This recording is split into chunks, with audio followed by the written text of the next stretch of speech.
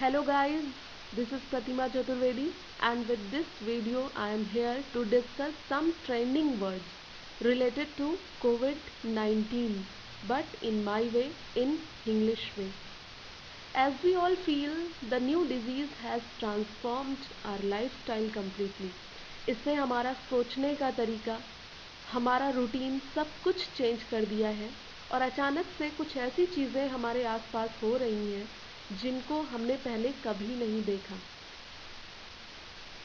तो आइए कुछ ऐसे ही वर्ड्स हम यहाँ पर डिस्कस करेंगे जो हमारी रूटीन का पार्ट हो चुके हैं। और इस वीडियो के लास्ट में आपके लिए कुछ क्वेश्चंस होंगे जिन्हें मैं एक्सपेक्ट करूँगी कि आप इन कमेंट्स बॉक्स में उनके आंसर्स दें। तो let's get started. First is covid. Co for corona, V for virus, and D for disease. And 19 because the outbreak was identified in December 2019. So it is called COVID-19. The word is outbreak. Outbreak means a sudden rise or occurrence of something. A sudden appearance of something, especially for war and for disease the word is used. And next is novel. Novel coronavirus. Novel means something very strange, never been happened before, जो पहले कभी नहीं हुई हो उसे हम कहते हैं novel.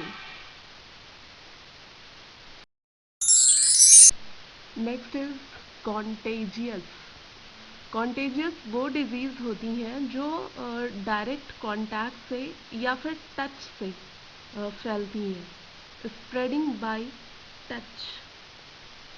And next is pandemic. Pandemic एक जोग्राफिकल एरिया जो बहुत बड़ा है उसे अफेक्ट करने वाली डिजीज़ेस जो हैं उन्हें हम पैंडेमिक कहते हैं. तो कोरोना वायरस ने ऑलमोस्ट हर कंट्री को, पूरे ग्लोब को अफेक्ट करके रखा है. तो WHO ने इसे पैंडेमिक अनाउंस किया है. Next is quarantine. Quarantine is a kind of restriction in isolation to prevent the spread of disease. किसी चीज़ से बाहर रखना, अलग रखना, ताकि वो बीमारी दूसरे लोगों तक ना पहुँचे. And next is containment. Containment zone बनाए गए हैं इस बीमारी से अफेक्टेड लोगों के लिए, और वो जोन वो है जहाँ पर इन्हें रखा जाता है और उनके लिए लिमिट्स बनाई जाती हैं, उनको कंट्रोल में रखा जाता है जिससे कि वो बाहर के लोगों तक ना पहुँचे. The action of keeping something harmful under control और विद इन लिमिट्स.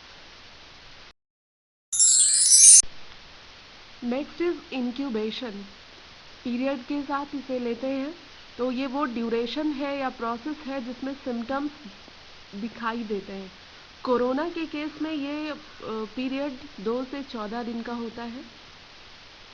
इस ड्यूरेशन में कोरोना वायरस अपने सिम्टम्स शो करना शुरू कर देता है. Next is symptoms. ये वो लक्षण है, वो साइंस है जिनसे पता चलता है कि किसी वायरस की, किसी बैक्टीरिया की एग्जिस्टेंस है बॉडी में. Next word is transmission. Transmission means to pass और to send to other. It might be a disease, it might be a message. Next is volunteer. ऐसे लोग जो सेल्फ मोटिवेटेड होकर के अपने आप को किसी सर्विस के लिए देते हैं, आगे लाते हैं, they are called volunteers. Next is lockdown.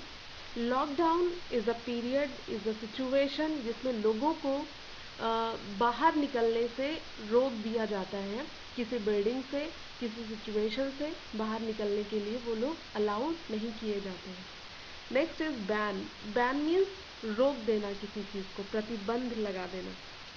Next is droplet infection. Droplet infection वो इन्फेक्शन होता है जिसमें कोई इंडिविजुअल दूसरे को कोई बीमारी ट्रांसमिट करता है बाय कफिंग और स्नीजिंग. जैसे हमें कोरोना वायरस से बचने के लिए कहा जाता है कि बार बार हाथों को धोएं. तो हाथों पर वो कफिंग या स्नीजिंग के थ्रू जो बैक्टीरिया या वायरस हो सकते हैं वो होंगे और आप जब किसी और के कांटेक्ट में जाएंगे तो वो पास हो सकते हैं। तो इस वजह से बार बार ये जो प्रिकॉशंस है लेने होते हैं। So this is droplet infection. Finally आपके लिए क्वेश्चंस ये है कि आपको मुझे आपके कमेंट बॉक्स में बताना है कि epidemic, PCR test, screening and super spreaders क्या है, इनका मीनिंग आप लोग मुझे बताएंगे। आई होप कि ये आपके लिए यूजफुल होगा।